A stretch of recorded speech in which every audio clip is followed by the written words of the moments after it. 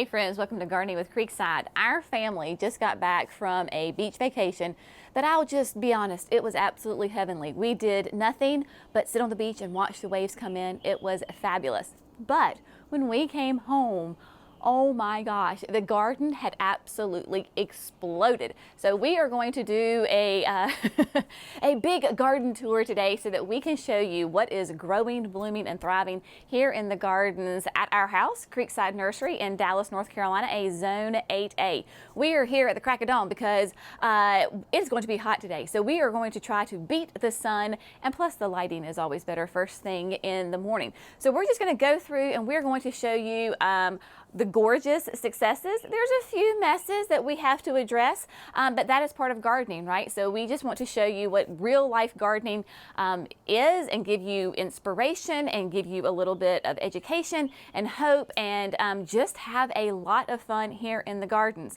Of course, if you don't know, we are going to be hosting our first annual Creekside Experience on Friday, June 21st. So we are in the last minute modes of trying to make sure that everything is as well taken care of as we possibly can. It will not be perfect because perfect is only found in the dictionary, but we're going to do our best to make everything look as amazing as possible. Speaking of amazing, look at these deck boxes, y'all. I could not be happier with how these deck boxes have filled in. Of course, these are raised deck boxes here on the patio that basically there is a container garden, right? So my dad built us these containers. They're literally just sitting on top of the deck. And of course, every spring when we come to plant these, I always fill it with brand new soil, compost, use your biotone starter fertilizer, and that time release fertilizer from Proven Winners. These are the results. This does have irrigation in it, but we haven't turned it on yet. It's just been a little logistics thing. We just simply haven't turned it on. So in the beginning, we were just getting so much rain that I didn't have to water them. And then what I'm doing now is basically just watering every couple of days. These are full sun, heat-loving annuals that, y'all, I just absolutely adore and love these boxes. You've got, of course, the Super Bean of Pink Cashmere. You've got a new Kufia that is coming out on the market next year. A beautiful new Mini Vista that will be available.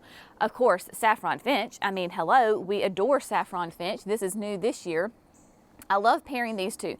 The Saffron Finch and the Pink Cashmere is just gorgeous. There will be a new White Angelona, so that will be available next year. The only thing, there are probably two plants that are kind of getting lost in here, and that's okay because I know from last year at some point I'm going to have to trim these guys up, my petunias and my verbena, and they'll come back and shine. But there is dahlias in here, and so they're getting a little bit swallowed up. These are going to be new dahlias from Proven Winners next year. They're getting a little bit swallowed, and that's okay. And then deep down in here there's the yellow begonias. So you know what? It is gorgeous and it is fine. So there we go. Now, as we move along, give you a quick little update on this container. I shared with you that I had to redo this container because it had a hosta in it. It was getting way too much sun on this end and it was getting ready to burn, or it was beginning to burn rather. So we put in the apple blossom begonia with the, I believe this is Blushing Bride caladium. There you go. I mean, again, just great soil, Proven Winners potting soil, biotone, time release fertilizer from Proven Winners, and water.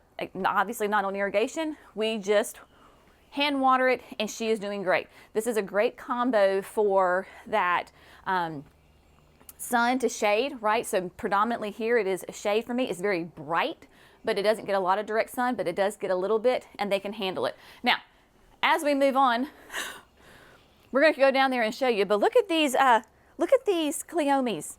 We already have a little honeybee right here. The honeybees are coming out this morning. This is one plant, y'all. We're going to show it to you. Come on down here. And the Silver Falls, Dichondra Silver Falls. Yep.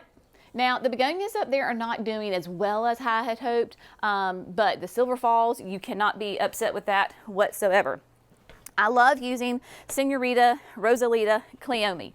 Now, right here, there are a couple of them. I believe this is 5 of these in here because I really wanted to fill this in, right? I wanted to make it nice and big. I think I successfully did that. I probably didn't have to use 5, but there you go. So there's 5 there. There are 3 right here, and now each one of these clumps is 1. And they are just loving life. So they are gorgeous. They are huge. Full disclosure, probably after the signature experience, I will come in here and cut them back because we have such a long growing season. If I don't trim them, then they're going to be bananas and take over my camellias and my boxwoods. So I will come in here after our guests are here and trim it up. Now, one of those messes, right? We're having a little conundrum. When we came back from the beach, I realized that I had beautiful saffron finches and then I have no flowers. So you start investigating. So there's a couple of possibilities. You have to be a scientist. Okay, is it water, right? Are they not getting enough water? That was my first thought. Well, they're not shriveled up. They just are not flowering. Okay, so it's probably not the water. Is it slugs? Well, you look, and if you see little silvery trails, it absolutely could be slugs. Also, it could be budworms because we don't really deal with budworms very much here in North Carolina. Praise the Lord, we have Japanese beetles, that's enough. And so it is one of those two because it's clearly being eaten and the flowers are being eaten and even my foliage is being eaten. So we have treated both with the Sluggo because that will take care of my snails and slugs. And then Jerry came through with like a BT spray for the budworms. So either way, they're going to be gone. And now what I'm going to do is water and fertilize, and then they will bounce back and be just happy. My roses are beginning to come back and bloom again. We did a hard prune after they flowered, and so they are beginning to bloom again. The blue chiffon, Rosa Sharon, she is blooming as well. Just adore this really kind of, in the horticultural world, this blue flower, and just makes a beautiful statement here with those soft pink roses. And then of course we have the Catalina pink Terenia underneath there. So that's a nice little ground cover doing quite nicely. I don't think I showed you in a video, but I went ahead and replaced, we had the Aromanth Nemesia, Aromanth mulberry Nemesia in the urns, went ahead and replaced those. It was just getting too hot and they were getting root bound. So what I did is I planted the same white Angelona that was in the boxes, planted them here. I'm keeping it simple, right? And so they are blooming and doing great. As is the star of the patio. This is, well, I don't know if I could say it's a star. Maybe she's the co-star. This, of course, is the Incredible hedge, Incredible hydrangeas. This is a smooth hydrangea that is like the improved version of an Annabelle. You can see they are very upright. Annabelles, of course, have huge, massive heads of flowers. Incredible, yeah, she's not playing around. So this is a huge flower. Now, is it showing a little bit of brown? Yes, it is. These are on irrigation, but y'all, the heat has hit. And so when you start to see a little bit of the brown on that, it could be a water issue, a heat issue, and then just an age issue, right? So this is an older flower, but we love Incredibles because they are so upright. This will be like a 4 to 5 tall and wide. My idea is that these 5 hydrangeas will grow together as a hedge, and they are getting there and doing quite nicely. So they are on irrigation. They do get full all day sun. We run the irrigation in the summertime. It's once a day for maybe like 15 minutes, and it's just a drip irrigation on that. We're going to kind of maybe work our way around this way. If you know me, you know that I'm a huge fan of gardenias. And here we have 4. This is the Chuck Hayes gardenia. This is one of the very first ones that we found that did really well for us in more so the winter time than it is the summer. It is a double bloom, which I'm a bit of a snob. I do like a double bloom on my gardenia, but y'all, the fragrance is beyond anything. I love and adore gardenias. Fantastic. I'm happy to report that the begonias have so far proven to be quite bunny proof. We have been having a problem with bunnies living in this flower bed, hiding underneath the plants, and then they come and they were munching on my Blew My Mind of Ovulus. Put in the double up whites. They are doing great, no problems. Of course, the angel face perfectly pink is a beautiful heat loving, thrives in the heat and the humidity with us and is doing just gorgeous. Now, before we go, because I'm gonna kind of work both sides of the bed, y'all. This is little quickfire hydrangea, and it is a panicle hydrangea. Now, it is early in the morning, obviously, so my pollinators are not awake yet. They're just starting to waken up. If you are looking to attract honeybees, any kind of pollinator, more so like your honeybees, your bumblebees, your beneficial wasp, all of those kinds of things, you need either a little quickfire or a quickfire. We have quickfires at the nursery. They have these massive, very open blooms on them, and it has a lovely light fragrance to it, very sweet, that when the sun comes out, this plant will be covered in pollinators. They love this plant. Now, the little quickfire is supposed to be in that like 3 to 4 to 5. Well, she is very much an overachiever and is huge. I cut her back really big every late winter and she just explodes. But I love the fact that it brings privacy to the patio. So when you're sitting on the patio between the hydrangea, these are the yin and yang viburnums, they're just growing in all together. It gives a bit of privacy and mystery to what is happening when you come around the corner. Now, hardy geraniums. This is Roseanne. She is a classic. She too is an overachiever. I mean, she is just loving life. I'm not gonna mess with her. I'm just gonna leave her here. I'm just gonna let her go ahead and do her thing. Maybe try to tuck her back a little bit. Once she starts to slow down on her flowers, I could give her a hardy, a good hard trim. But right now, it is okay with me that she is doing that. Now, I don't know which way to go because there's so many things. Let's go ahead and hit the backyard. We'll come back to this because the sun's gonna be coming up and hitting that here in just a minute. We have the summerific. This is Lilac Crush. There are 3 of them in here and they are doing well. We are starting to get some color on buds. So I am hoping by the time the signature experience comes that these sweet babies will start to show some of their big, beautiful dinner plate flowers on them. Remember your summerifics, they look like a shrub, but they're technically a perennial because they die completely down to the ground and you're gonna cut them down to the ground. All of this is growth from this year.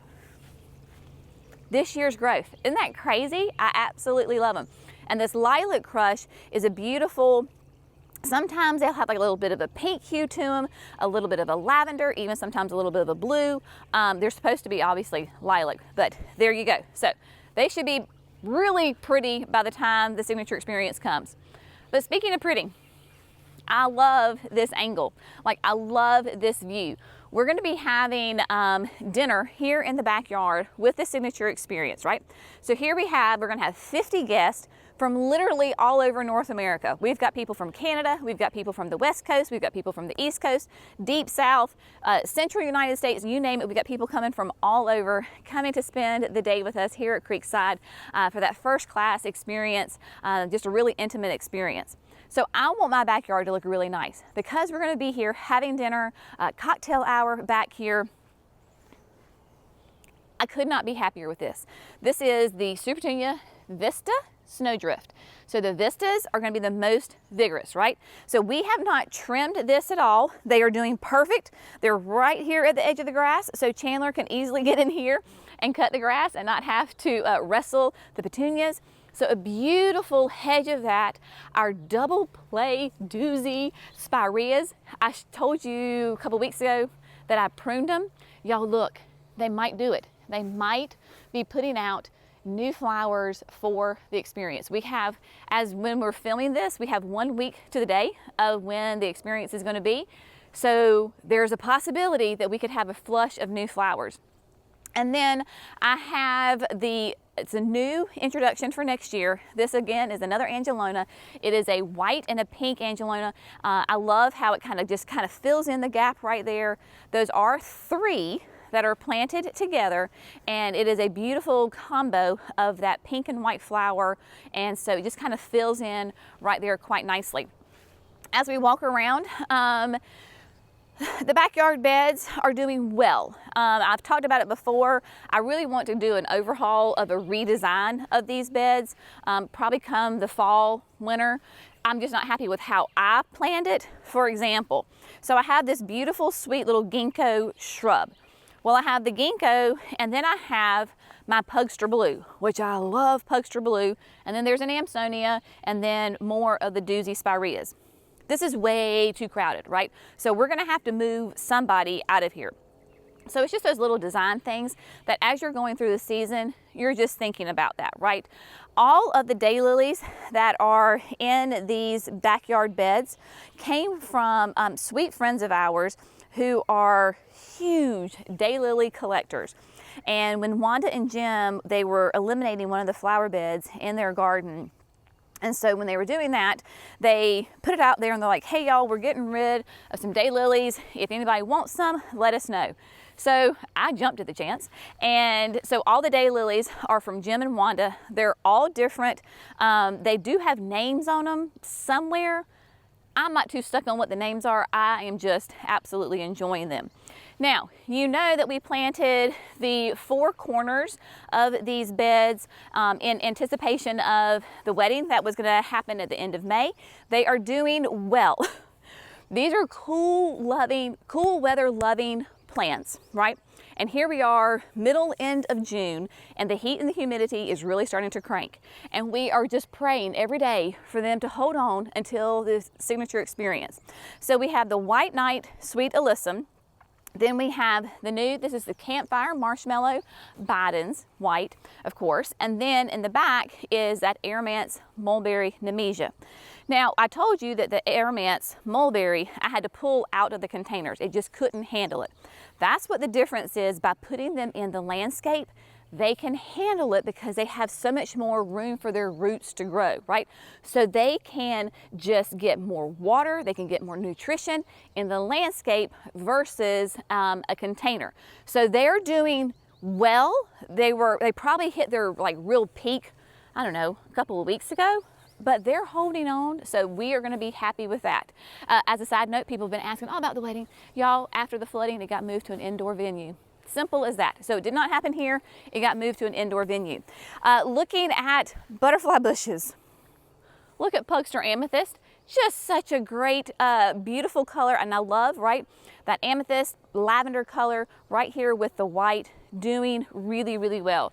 The beds back here, you know, these backyard beds doing well, happy with them. So excellent on that. Let's head right up here real quick because I know that the sun's going to be hitting here and we're going to try to beat the sun. We've talked about the phenomenal lavender doing quite well. She is going into bloom. And so what I love too about the phenomenal lavender is that it does that classic, beautiful, smells amazing, lavender flowers. You can absolutely come in here and just gather it up and cut it. You can use it in bouquets, you can dry it and use it however you want. Really, really nice. And then this is the flower bed we talked about where we added a bunch of new perennials in here just to kind of fill in. Look at this, sweet new coreopsis intermingling with the phenomenal lavender. We have a bumblebee right here. It's just doing lovely. I mean, it's a beautiful combination. Couldn't be happier with it. This bed has been completely neglected. It is not on irrigation. It has not been fussed over, and it is holding its own, right? You can see the deck boxes from this angle looking quite nice.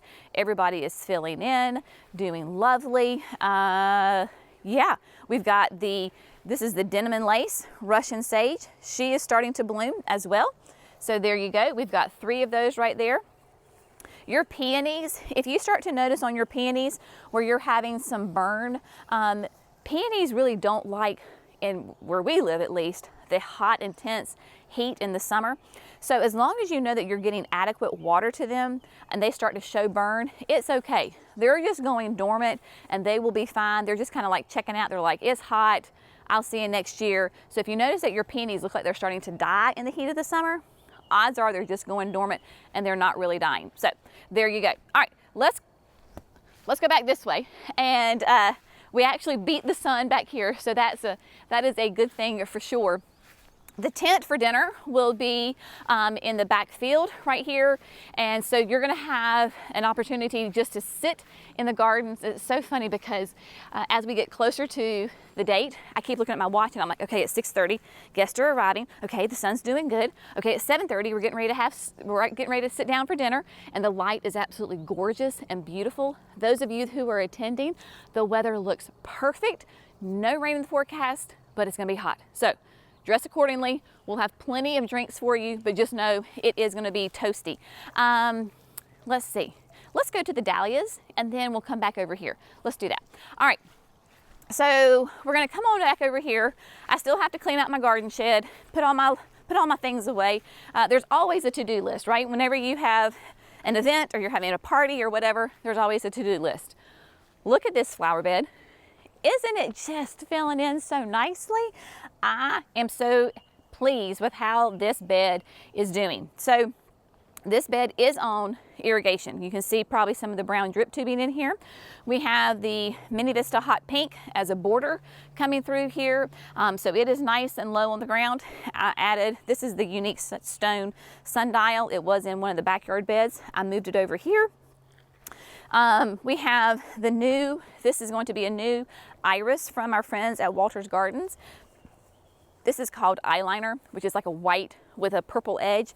It bloomed, it was beautiful, and I just love, even though there's not a bloom in sight right now, I love the structure, right? So you have those leaves, those structures, the the butterfly bushes from Walter's doing great. Of course, our beloved Rockin' Deep Purple Salvia all through here. And again, y'all, I was over here yesterday during the day doing a little bit of work, and this bed was literally buzzing. Like you could hear all of those pollinators just being so happy that they were back here between the salvias, the butterfly bushes. We have, of course, the sun-credible yellow sunflower, just loving it. This is more of the snowdrift supertunia, right? So we're just kind of repeating that, and then the vertigo grass. So vertigo grass is an annual grass that will get really large.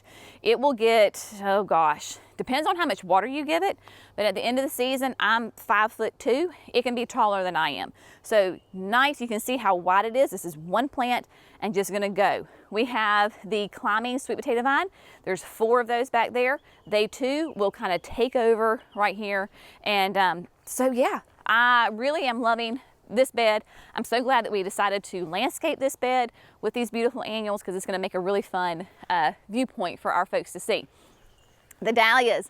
The dahlias are blooming. They have started to bloom. So a couple of things. We are in North Carolina, right? And I do not have to dig up my dahlia tubers in the wintertime. You could, but you're kind of on that border. I have never dug them up, and I've had great success. Now, this year, if you see holes, that means I lost some dahlias, which, you know, could be discouraging. But then again, I'm like, well, that just gives me opportunity to buy some different ones, right? And so I got started with the dahlias when we went to go see Laura. She gave me some of hers, and then I just opened up a door in this crazy world of dahlias. But I do enjoy them. We have to, the more your dahlias bloom, you want to come in and deadhead, right? So you know that a dahlia needs to be either cut for your cut flowers, but they come in just a huge range of colors and shapes. You have some that look like maybe more like a zinnia in the fact of like the pompons and how their structure is. So maybe you think it's more like a zinnia. Some, of course, are just those beautiful classic dahlia shapes, right? They come, some that are super tall and that bloom really early. Like this one, I don't know which one this is. I am not great against like my daylilies. I'm just enjoying them. I'm not too stuck on what the actual variety is. but just big, beautiful. And look at that yellow. Is that not the sweetest, softest yellow? I just adore them. So they come in all these different ranges of colors. So I'm very happy that they are blooming, and I encourage everybody here at Creekside. I'm like, grab you a cup of water, a vase, a mason jar, whatever.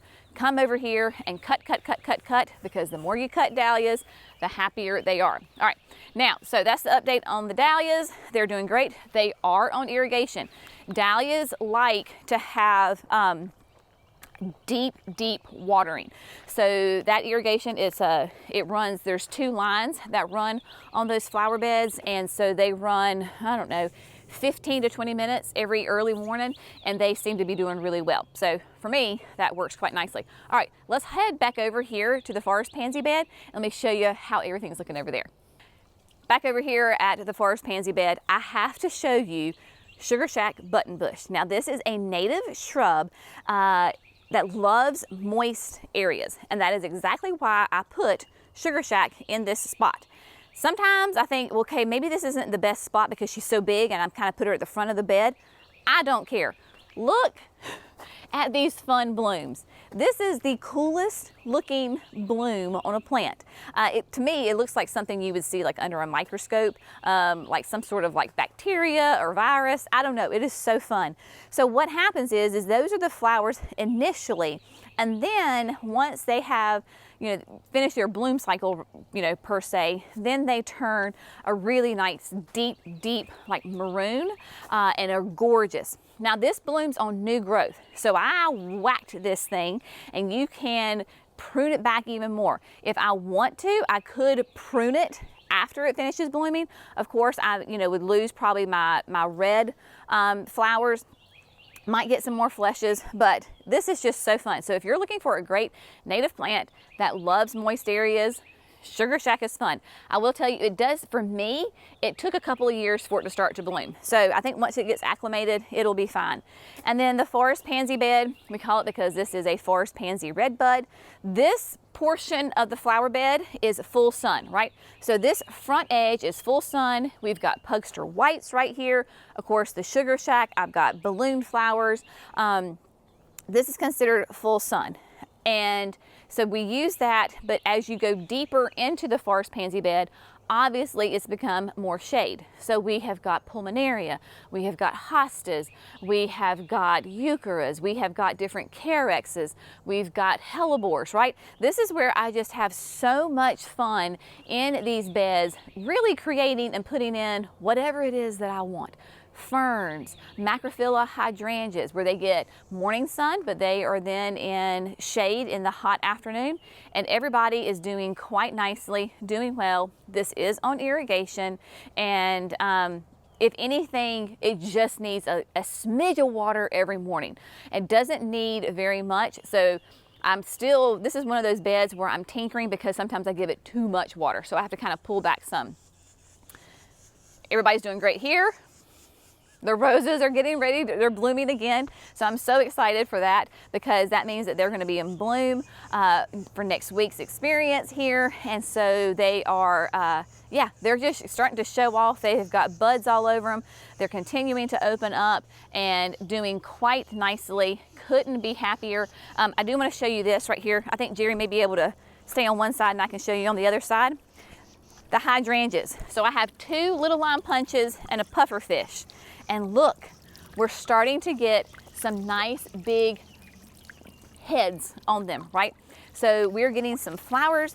I don't know, in a week, maybe some of these will start to show more color.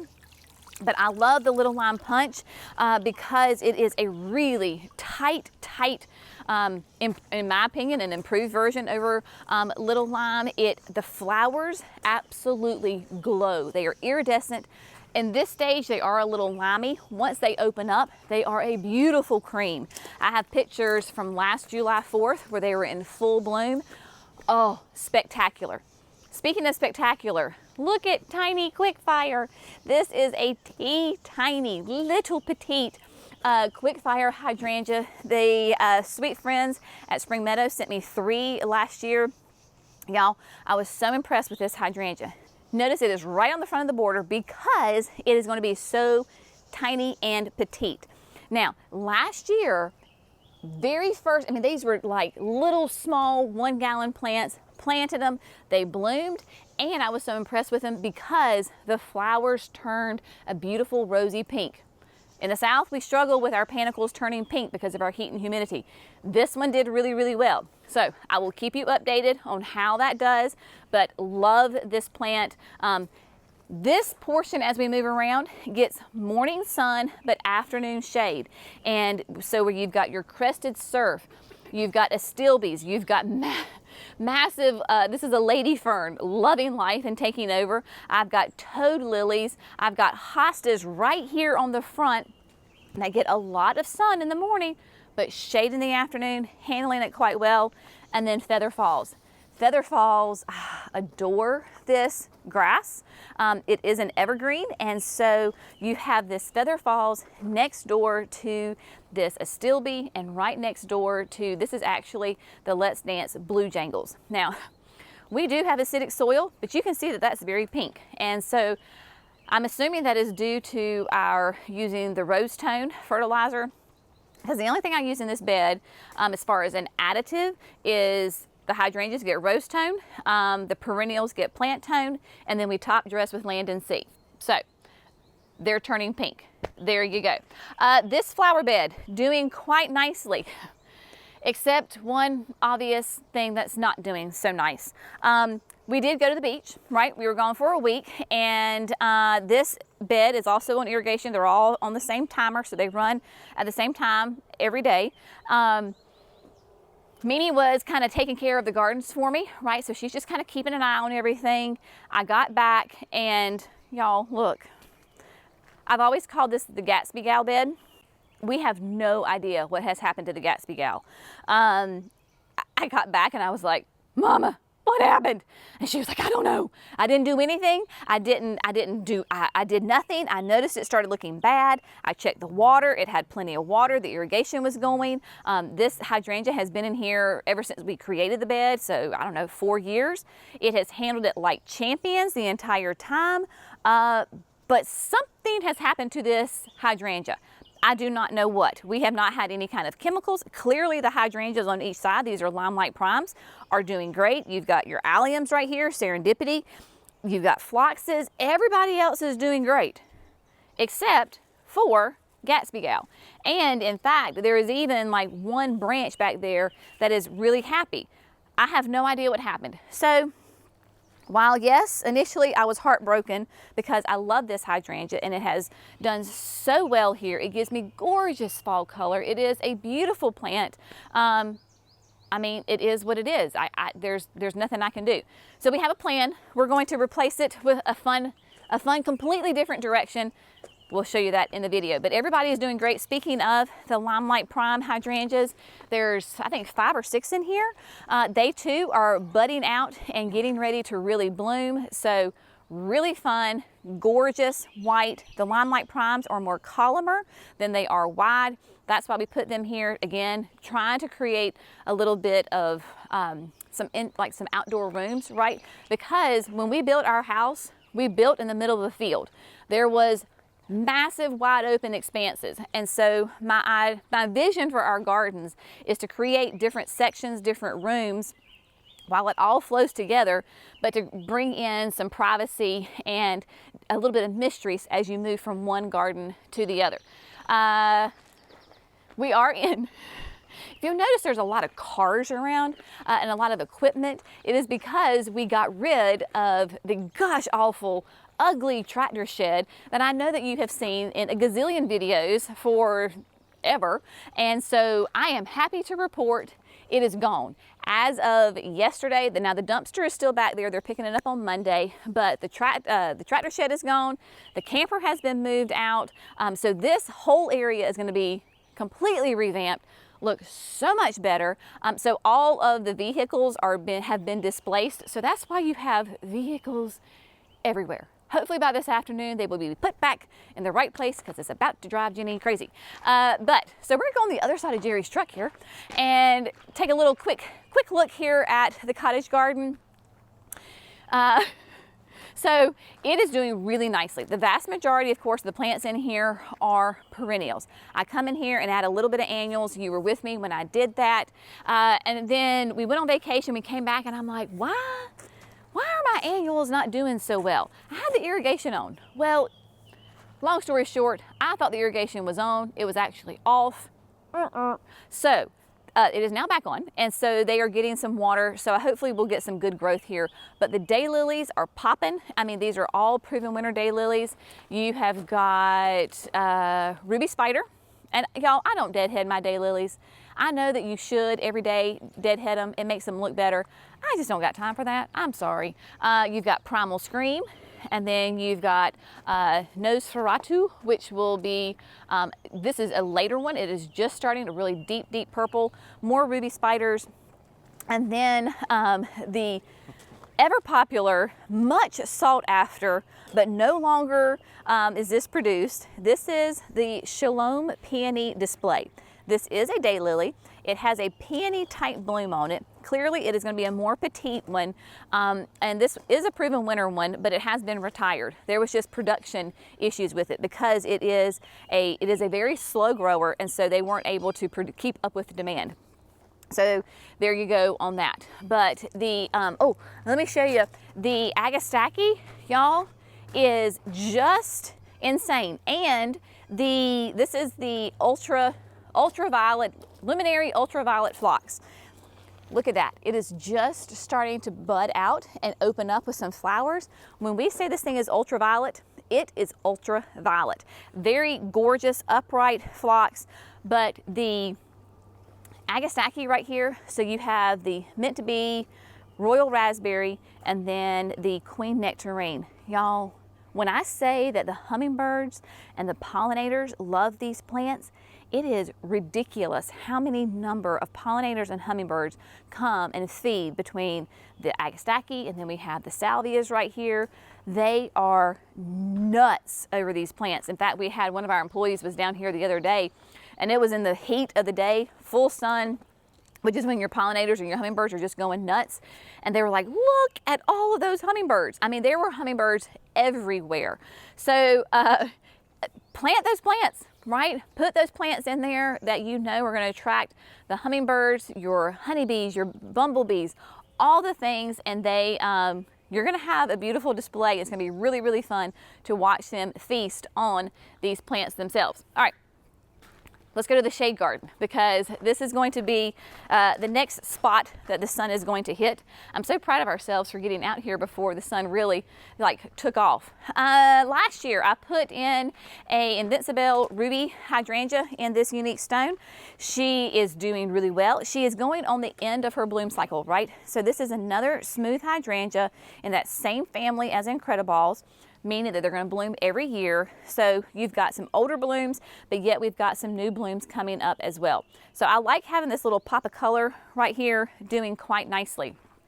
Speaking of color, here we have the flower bed. This is a shade garden. You're going to see a lot as the sun comes up. This does get full sun in the morning, right? So you get full sun in the morning, and so I would say at least 4 hours. We're put in some areas you're kind of pushing on 5.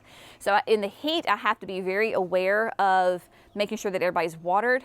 This is a zebra hydrangea. It is a macrophylla hydrangea, and oh my gosh, y'all. Last year I got no blooms. This year I could not be happier. She is covered in flowers. It is called zebra because clearly you have beautiful white flowers. But the new stems, the new growth is black. I don't know if we can see that, but the stems with that new growth are nearly black, hence the name zebra. It's kind of hard to see. But love how just vigorous and beautiful it is. Again, yes, is there a little brown on it? There is. Is that okay? It sure is, y'all.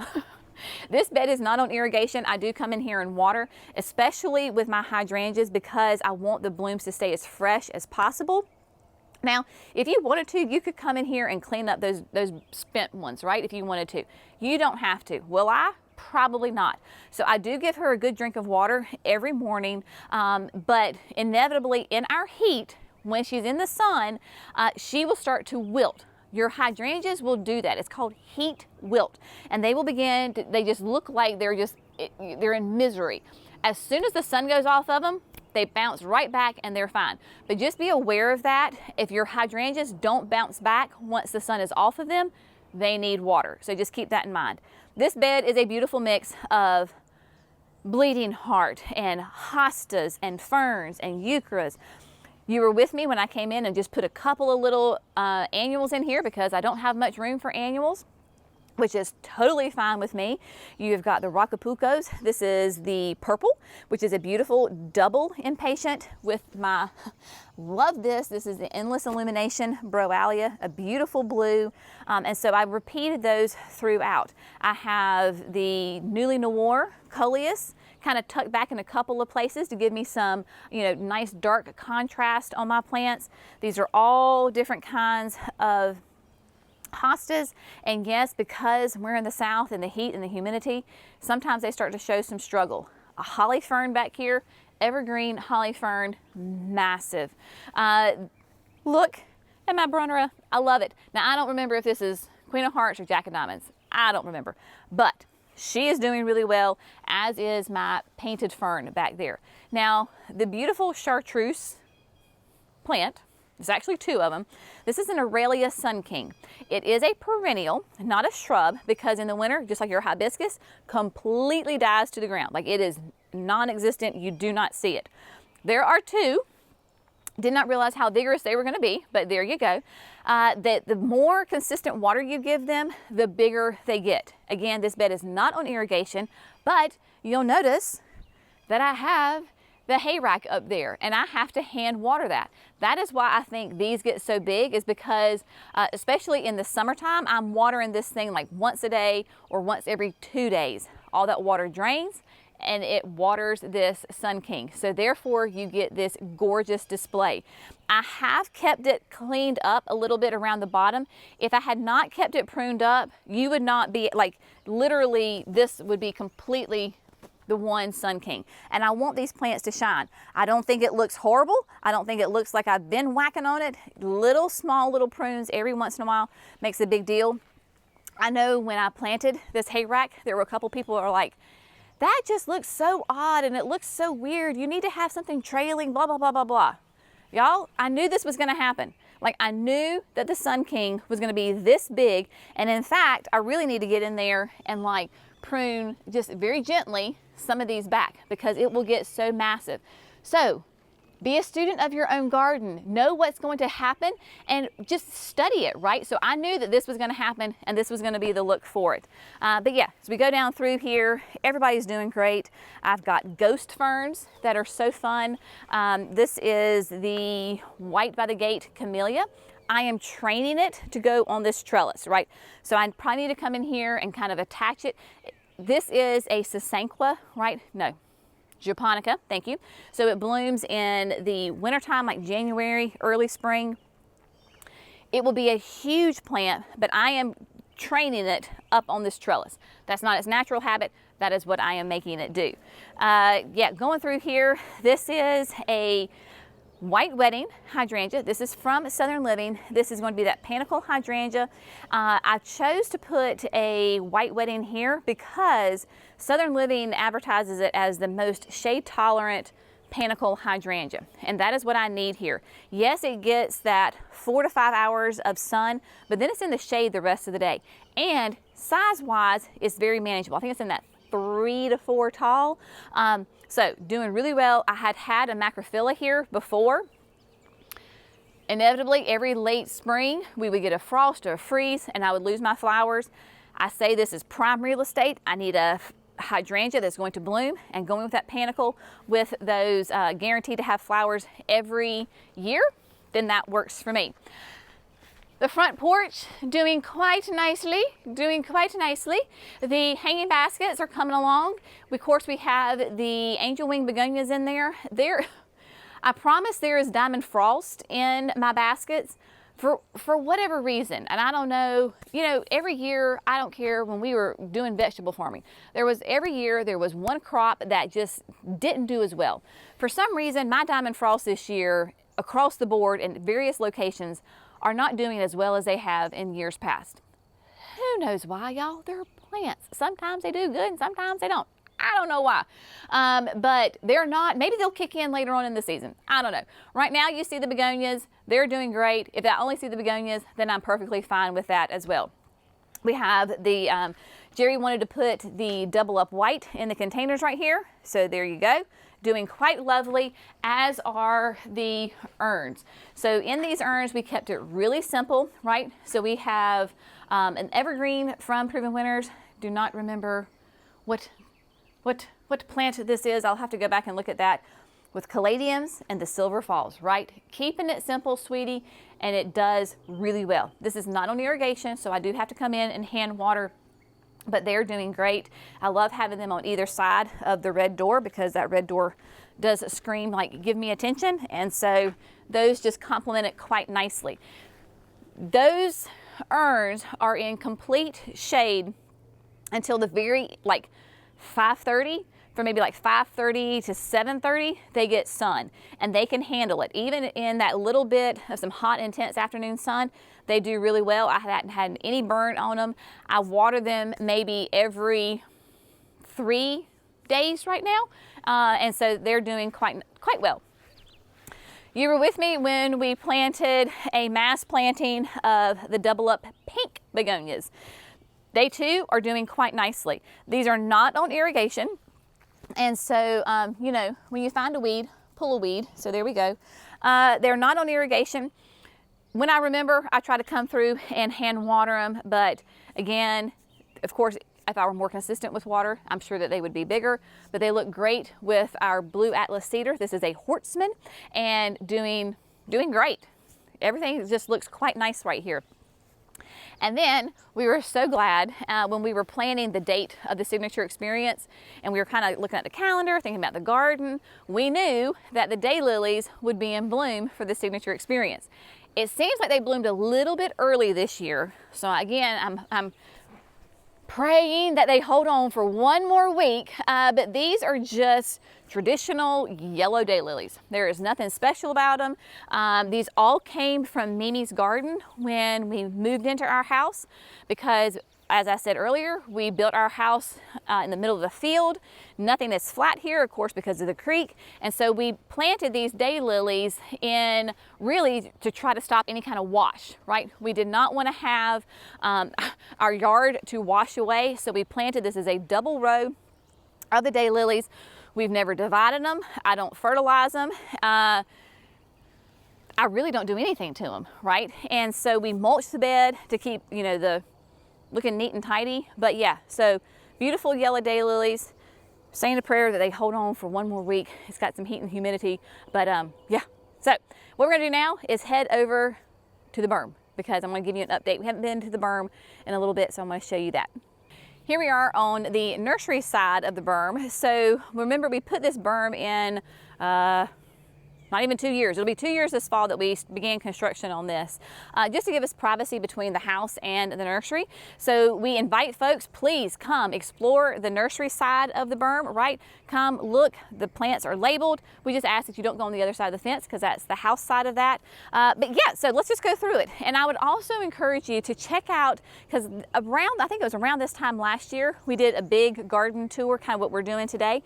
So I would love for you to go back and look at that nursery tour, garden tour rather, so you can see how things have grown, right? It's always fun to see how the changes from one year to the next and how things are filling in, and just absolutely gorgeous. So check out that video. I will have it linked for you.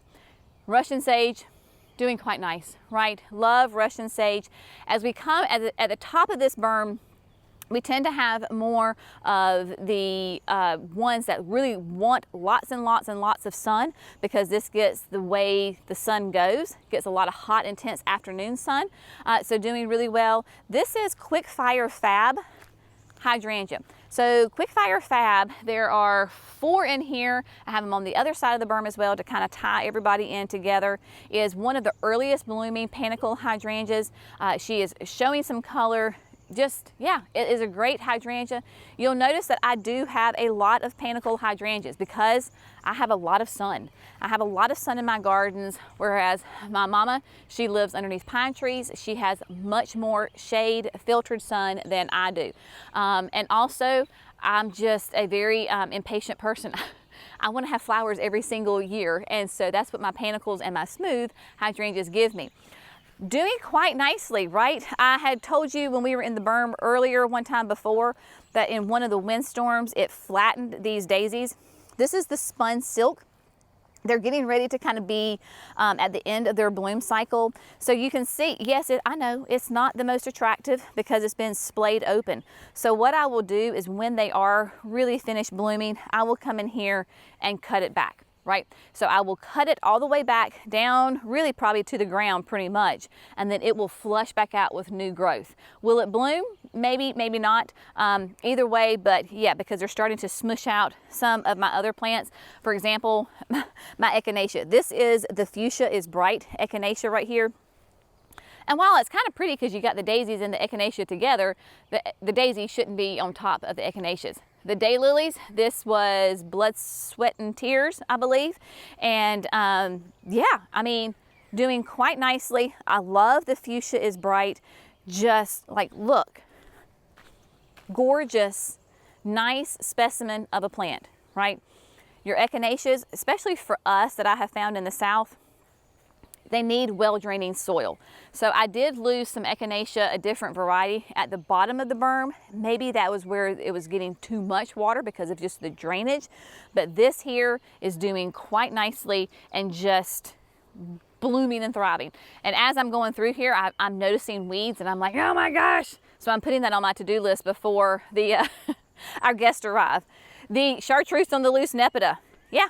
Love and life, nice bright color. Again, if you wanted to come in here and deadhead it, you could, but this is, you know, it is that nepeta and beautiful color to it, lovely. Now, one of my little design conundrums that I'm currently facing is that, and this is a very good problem to have, this is those amazing daisies. This is Daisy May. And Daisy May is that classic, quintessential Shasta daisy, right? She's big, she's beautiful, she has pure white flowers, that yellow throat, beautiful. And so we have multiple plants coming down here. My problem is that they're almost a little too happy and they're crowding out the hydrangeas. I had no idea that these were going to be so happy right here. So my thought is, do you move the Shasta daisies and keep the hydrangeas and the Pugster pinkers, or what do you do? So I think what we're going to do is I'm going to take out the Daisy Mays, not now, and then because Jerry and I have already talked about next year, we want this fall, we're going to start converting the house side of the berm to more of a perennial shrub bed like this instead of the mass annuals, because we just love this so much. And so we're going to kind of replicate that on the house side. So these Daisy Mays are going to get moved to the other side of the berm.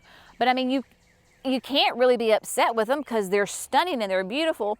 But I do want my little lime punches to be able to shine as my Pugster pinkers. And so that will be, that's what we're facing. Now, we get asked all the time when we come in here what these are. This is a barberry, and make sure I get my name right. This is the Sunjoy Orange Pillar.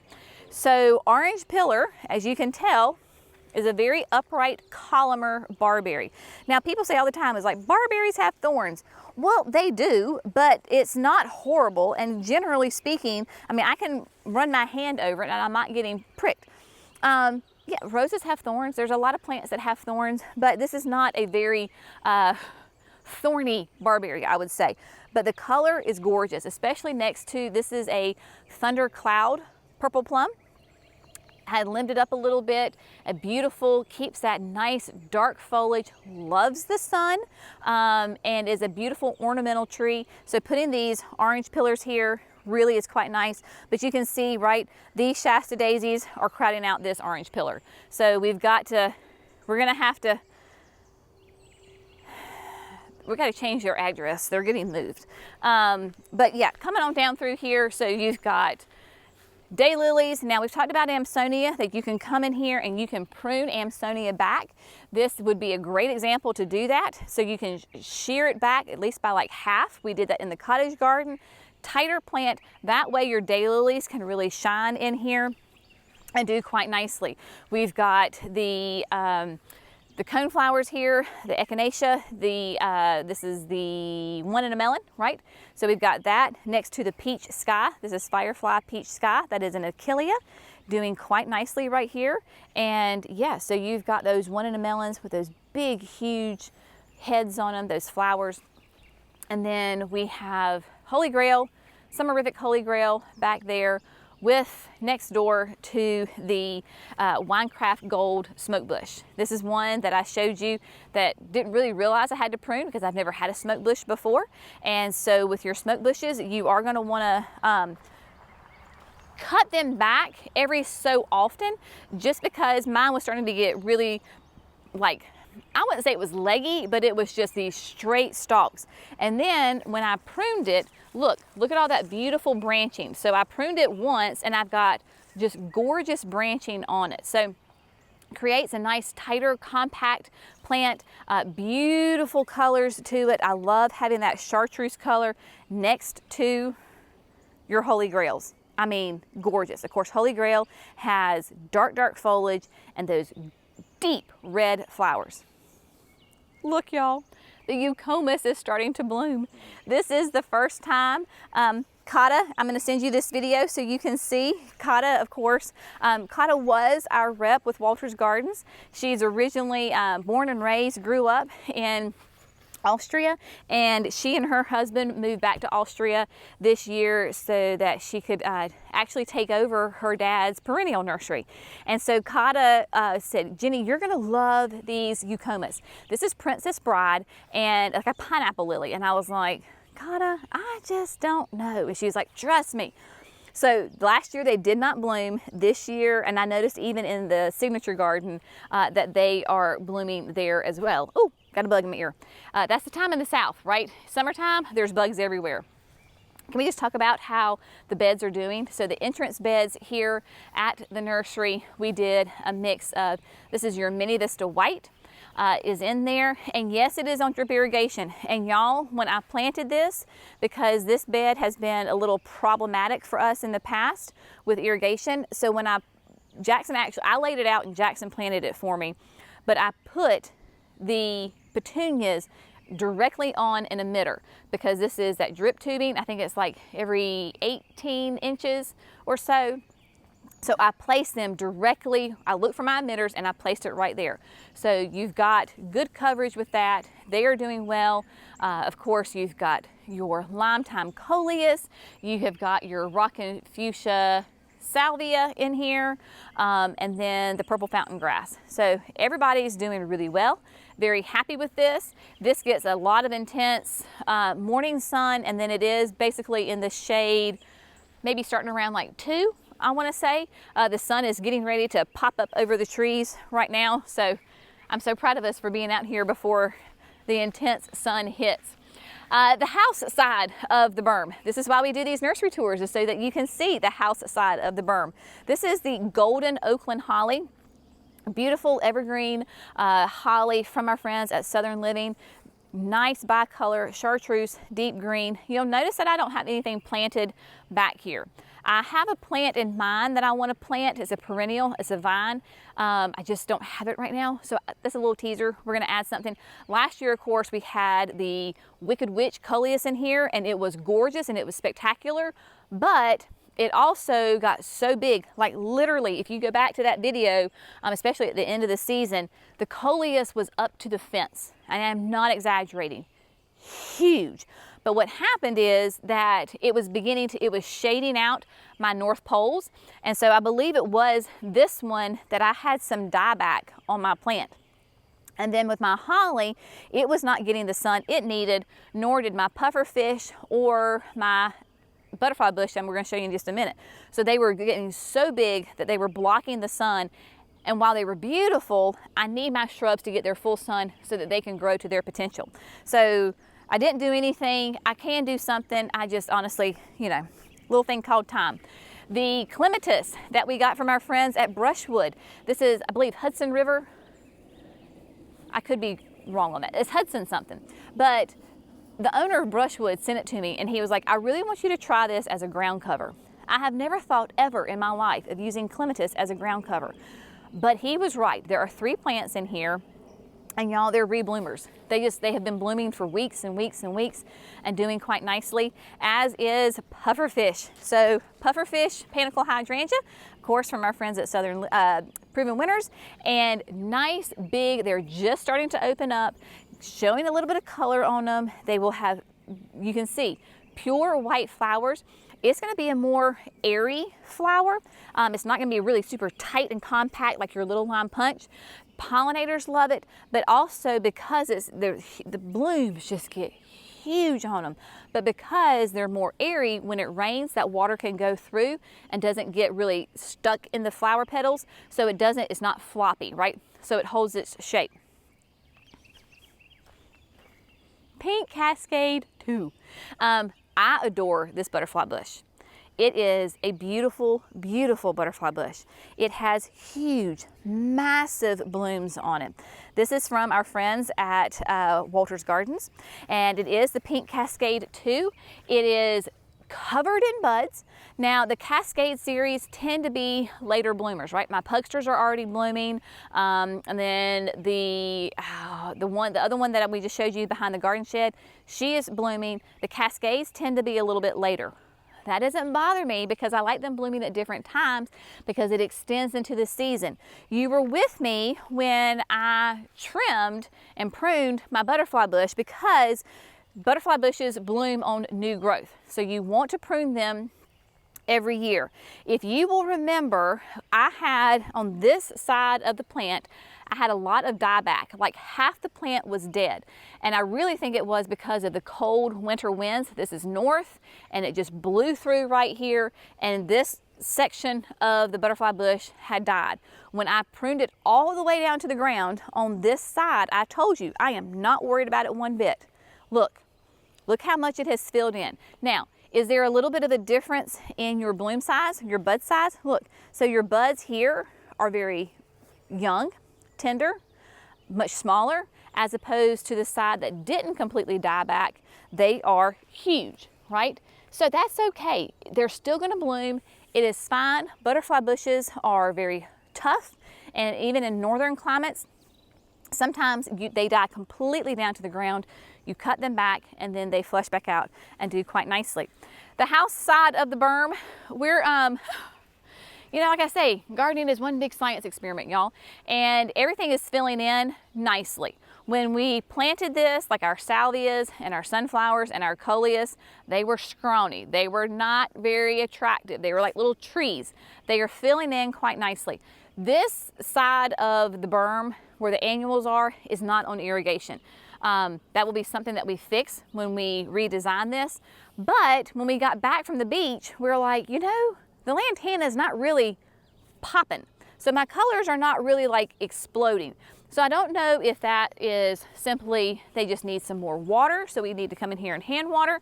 The plants themselves though are beautiful, right? So this is the luscious red zone lantana, and yeah, I mean, they don't look like they're in drought tolerant, like in distress. They've got beautiful new growth on them. I think maybe they're just still trying to get acclimated. My sunflowers are covered in buds. My salvias are covered in buds. The coleus is thickening up quite nicely. I think it's just a little bit delayed. So there you go. This was lemon tart. Yeah, this is lemon tart. It's the same thing. Foliage, great, and we do have buds. They're just kind of taking their sweet time. And so, you know, it is what it is. So we'll just kind of keep watching the water, make sure they get plenty of water on them, and there you go. But look at the salvia. This, of course, is the Playing the Blues. Nice and thick and tight, and we have buds all over it. So I think we just have to be a little bit patient and just make sure that they're getting the water that they need. And I think they will be just fine. They're just going to be a little bit delayed. We were a little bit later planting them, but you know, such is life as a gardener. I think we have covered all the beds here at the house. Yes, I think so. So we hope you've enjoyed this garden tour, this early morning garden tour before the heat hits. And so, yeah, again, we hope that you found this inspirational. If there is one plant that you found that you're like, that would be really cool to add to my garden, then that is the goal of this video. The goal of this video is not to say, hey, you have to recreate this at your house. Absolutely not. We sit on 8.5 acres. We have a YouTube channel, right? We have a nursery. We have guests coming and looking at these gardens. So we fully recognize that we garden on a different scale than the homeowner. Definitely garden a lot different than before we were doing this, right? And so the goal is to inspire and to educate. Again, if you found one plant that you're like, that would be so cool to add to my garden, then my job is complete and has been successful. We so appreciate you. Thank you so much. Y'all have an amazing day. We'll see you in the next video. Bye, friends.